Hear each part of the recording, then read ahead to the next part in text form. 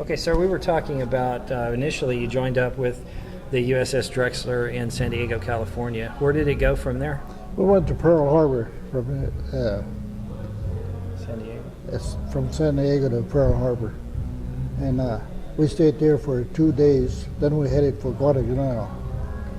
We was escorting carriers on the way, and I remember a couple of times some of those planes, they had training. Some of those planes went down and didn't make it off of the carrier, and we had to go pick up the pilots. Wow. One time we didn't find the pilot. Oh man. In So fact, on the way over, not even in battle, you were losing guys. Yeah. Man. We got to Guadalcanal and we got to Liberty. We got to go on the island, and we got 2 beers and stayed on the island for maybe an hour, 2 hours. Then we went back on the ship, and we stayed down there, I guess, maybe 2 days. I forgot how long we stayed. Then we headed back to Unedited Islands, and we had a beer party there also. Nice. And we stayed there till April the 1st was the invasion of Okinawa. We escorted those carriers. We was about 8 carriers and about 12 or 15 destroyers. And DEs, destroyer escort. And we stayed there till, let's see, 12th of April. We left the carriers and we went into Okinawa. And one time we bombarded that one island there. We started firing on that island for about 2 or 3 hours. They sent a bunch of Marines on there. They didn't find nothing on the island. It was a small island. Right. There at Okinawa, one of the islands around Okinawa. Then we started doing picket duty. And what was picket duty again? Picket duty was we tried to stop the planes from going into Okinawa. Okay, so any Japanese planes that came into the area to hit Okinawa, yeah, you would try to shoot them down. Right. Then mostly from, let's see, I guess April 20th or something like that, from May to 28th, I practically was in my ammunition room at all times. So your duty when you guys went to general quarters was in the ammunition room? Yeah, 40 millimeter ammunition room. Where was that room located on the ship? It was forward on the starboard side, right next to number 1 stack. So it was on deck or was it below deck? No, it was on deck, Wow. top side. Okay. The 40 millimeters were right above me. Okay. I was in the ammunition room. Mm-hmm. I passed the ammunition room up, had a little cubby hole there. That's where I put the ammunition in. Okay. And I remember that one morning, I was green. I was young. I wanted to see what the heck was going on. So they were firing, and I thought, heck, I'm going to go out there and see what's going on. I saw that Jap plane coming towards us, and I thought, by God, there's some yellow coming out of those wings. And I finally figured out that he's firing at us. Just when I went in my ammunition room, he keeled off. They got him. How far off the ship? Oh, it was about 400 or 500 yards, I would say. Wow. He was coming close. Yeah. And so anyhow, we had some encounters with Jap planes before, but we shot a couple of them down. I don't know just how many we actually shot down in all. But then on May the 28th that morning, 6 bombers come in, French bombers. And we shot down the first one. Then the Lloyd, the other destroyer that was with us, they credited with both of us. Our ship and their ship shot it down. And the third plane to come in missed the Lloyd and hit us on the starboard side. And the fourth plane was shot down again. And the fifth plane come in, it circled our ship and went right between the two strags.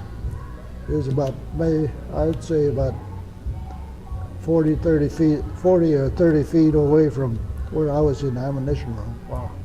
And I just went in there. When the first plane hit us, I got out, wanted to see what was going on. I just went back in my ammunition room, just closed one hatch. It flew open. That's when the second plane hit us. Wow. And I was standing out. I got out again, and I looked to see what was going on, and all of a sudden the ammunition was falling out of my room. I picked up one of those clips. See, there are 4 shells in a clip. I picked it up, and I accidentally looked down the side, and I noticed guys were going over the side. So Jumping off of the ship? Yeah. Wow.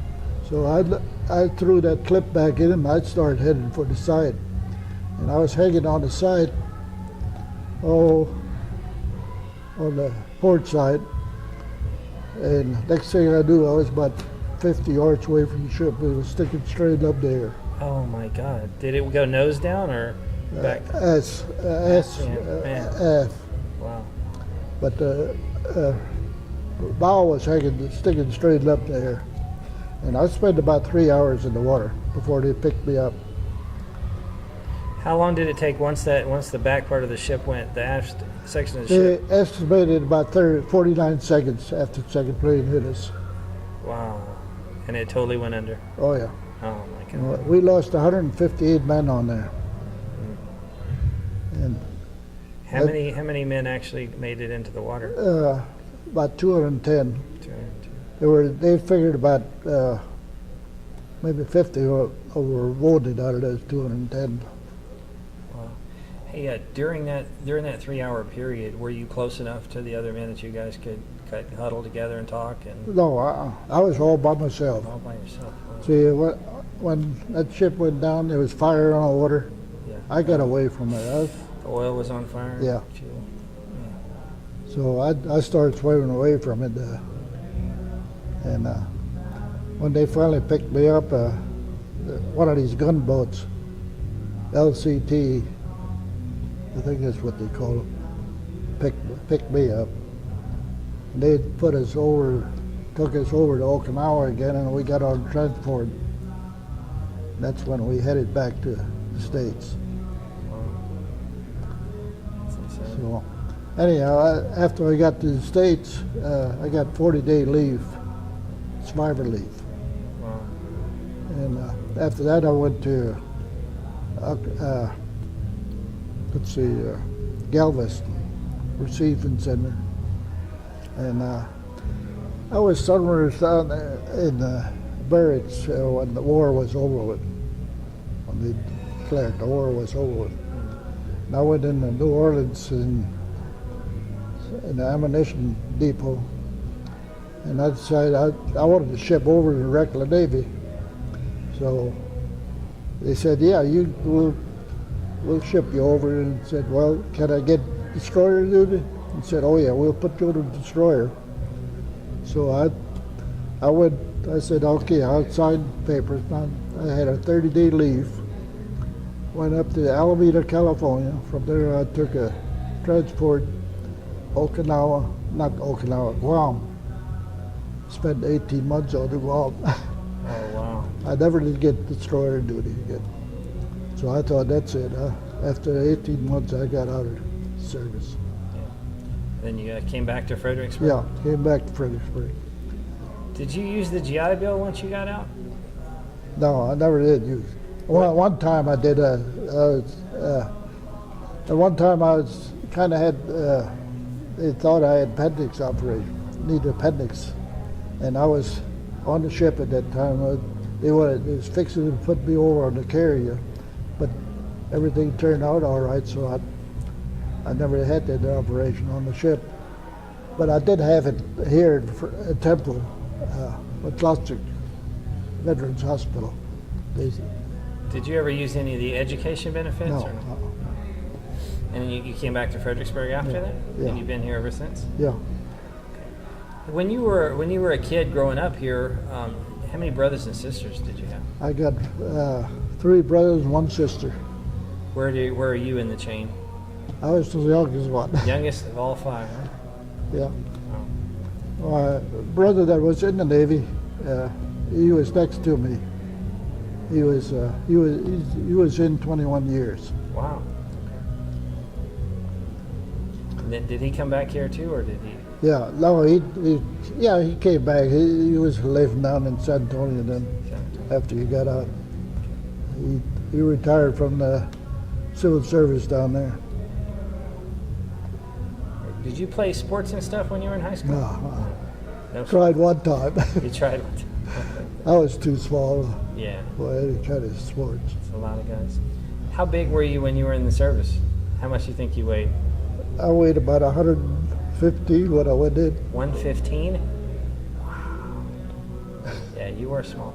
It's remarkable to me. A lot of the guys that you guys carried as much, a lot of the Army guys, they carry as much equipment as we carry now. Yeah. And they were all 135, 140 Yeah. pounds. To me, it's just amazing. No, that's when I went in 115.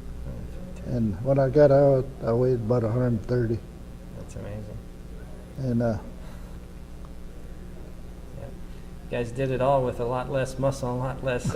The food really sucked, though. You guys hardly ever got food. How was it on the ship? How was food? we had good food. Really? That's one thing. That's why I went in the Navy. I figured that instead of sitting in a foxhole, Yeah. I had a clean bed every night. Yeah. I heard that from a lot of guys. Yeah. Do you want to talk? Pretend we're talking to your great grandson. 50 years from now. What would you like to tell him about your service during the war? Oh, I would tell him everything. Yeah. Yeah. Well, here's an opportunity now. I'm recording this, and I'd like to pass this on to your family. Just pretend like you're talking to someone that far from now. What would you like to say to them about your service? Well, I enjoy it. I wouldn't miss it again. But I really wouldn't. Let's see. Would I want to do it over again or not? Yeah, most of the guys say they don't. They're glad they did, but they wouldn't want to do it Yeah. again. Exactly. I don't think I would want to do that again. Do it over again. You volunteered though. You weren't. No, I was volunteered. Yeah. That's great. Daddy signed the papers for me. You had your parents sign, so you Yeah. joined when you were 17, Yeah. and you're 85 now, right? I'm 85. 86 in July. Yeah. July the 4th, baby. Did you ever did you ever see the movie Born on the 4th of July? It's a Vietnam era Tom Hanks movie. Have you ever heard of it? I don't know. I don't know what I have from them. Yeah, Born on the 4th of July. Okay. Well, I'd just like to say thank you, sir. Thanks for this interview. Thank you for Anyhow, I'm retired from the highway department. Okay. After I got out, I spent a little time down in San Antonio, and then I came back here in Fredericksburg and started working for the highway department. I'm retired from the highway department. How long did you work for them? 27 and a half years. Wow. Okay, that's a long time. Yeah. And was the job primarily here in Fredericksburg? Yeah, the whole time? I was working for the engineering department here in Fredericksburg. That's great. Yeah. And how many children did you have? I've had two. One daughter, one son. How many grandchildren? Oh, well, A lot, huh? I got 8 grandchildren and 13 great-grand. 13 great-grandchildren. God bless you. God bless you. They're going to be so proud. Did you ever get a chance to talk to any of them about World War II? Oh, yeah, I've been telling them about it. That's great. Okay. Something to pass on to them. I noticed a lot of guys don't want to talk about it, but I think they ought to let their grandkids know about it. That's exactly right. And that's what I tell these guys. A lot of them, I understand why they happen for so long, Yeah. but you guys are getting on in years, and don't pass away without passing that on to Right. them. That kind of experience makes them proud of you. Oh, yeah. You're going to leave a legacy, a proud legacy of Right. your life. No, I just should tell them, a lot of these guys don't want to talk about it after they got out of service. Yeah. But I think that's the greatest thing. You ought to let the world know about what we went through. Yeah, a lot of guys say that they played only such a small, unimportant role, but Yeah. it's not true. No. Every single person that was on that ship had an important Yeah. role. Whether Oh, you yeah. were the guy that pulled the trigger that shot the Japanese plane down, or you were the guy handing up the ammo, Right. it couldn't have happened without all of you. So I mean, you're just Oh, as yeah. important. What was life like on the ship when you were day-to-day activities? I mean, did you have good friends on it? Oh Did you- yeah, I had a pretty good friend from Houston. That part where he got killed on it. But I had some friends on the ship. In fact, I didn't know all of them, but I've been going to about 5 of these reunions we got. Have you? Okay. Yeah. In fact, they had one here and 2 of them here in Fredericksburg already. Wow. Okay, because of the museum? Yeah. Okay. So there were guys that you were on the ship with that came Yeah. from all over Oh, the United yeah. States. How many of you guys are still around? Shoot, I don't know how many are left.